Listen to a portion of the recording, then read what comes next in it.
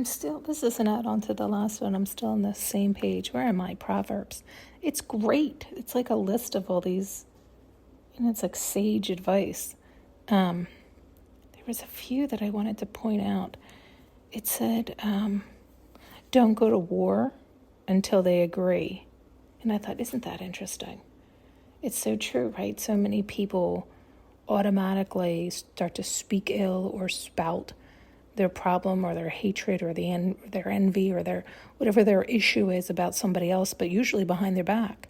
They're not courageous enough to discuss it face to face because it likely can be diffused. It likely can be straightened out.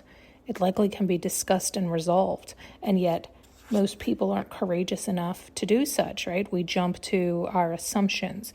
We jump to our hurt feelings, our false perception, our misunderstanding, our mishinge. They said this and we were like, well, that means this. No, it doesn't. Oh, yes, it does. I hate them. They're horrible. This is not going to happen. You're not going to smash my ego, right? Like that's what's happening. And it's like, whoa, whoa, whoa. Take it down 10,000 notches. Go have a chat. Clear it up like adults. Do we have any here? Oh, where else did they take me? I can feel myself wanting to touch on other things there, but I don't know what.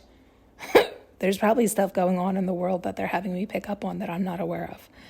It feels like that because they keep flashing something about news of which I don't watch. Oh, God help me, please. I'm actually getting a little nervous in my stomach with that one. I don't like that. Okay, there was another one they had sent me to that I thought, let's see. God, all this is so true. Sorry, there's so many that are just so good, but there was one I wanted to. Don't repay evil for evil. Wait for the Lord to handle the matter.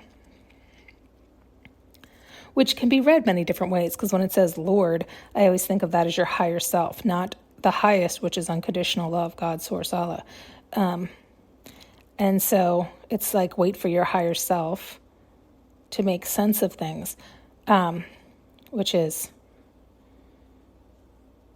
but then I feel like the universe needs to handle the matter. God handles the matter. So that's interesting. It's quoted this way. And in any case, we did discuss this further, although I'm a little stumped because of how it's worded here. Nonetheless, it is like don't fight fire with fire, that idea where we never know. We really just don't know. We just don't know. Even when, using that previous example, even when something is done with ill intent, to respond also with ill intent, it just keeps the splishing and splashing all about. It's resolving nothing. And then it's hurting so many in its wake, all the shrapnel in its wake. And it's like, what the fuck is going on? Right? And meanwhile, the universe can do such a better job of truly burning our hearts away, burning that pain away, so that it stops and ends there. It's like, don't get involved, right? Have the universe handle it. And we really just don't even know, right? It's like we're only operating from our wound when we behave that way anyway. We're just operating from our shadow, from our ego, from our hurt spot. And it's just our perception. And we're clearly perceiving it incorrectly, right? And again, even if the other was intentional ill, that means they're in the biggest pain. So they need the most love directed towards them to heal that fucking ouch, or they are going to truly hurt people. And yet, if everybody goes within and wipes away their own shadow, they integrate it however you want to say it, but you don't let it lead you. You don't let it take over. You put it in check. Then we would solve so much, right? Right? Just by everybody doing their own work, by everybody going in and being honest with themselves, loving themselves. Like, is this really loving to me? Does it feel good to get heated and argue and scream and fuss and fight and can't we see this from a higher vantage point so I can release all this tension, all this worry, all this upset? What exactly was I thinking? What exactly did I think happened here?